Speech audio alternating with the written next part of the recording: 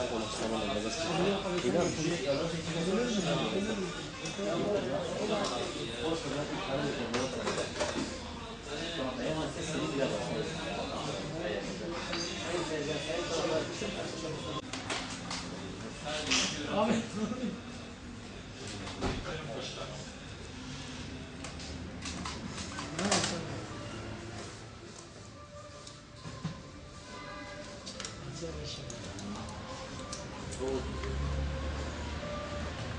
yeni sezon hazırlığında Kırtasiye'de yoğun bir çalışmamız var.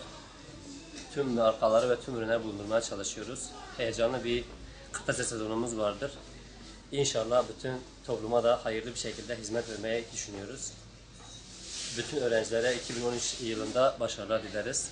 Yoğun bir talep var. İşte fiyatları çok merak ediyor ürünlerimiz. Çok uygundu inşallah. Bu sene özellikle kırtasiyede zam da yoktur büyük bir ihtimalle. Şu anda hemen piyasa aynı şekilde. O konuda da müşteriler rahat olabilirler.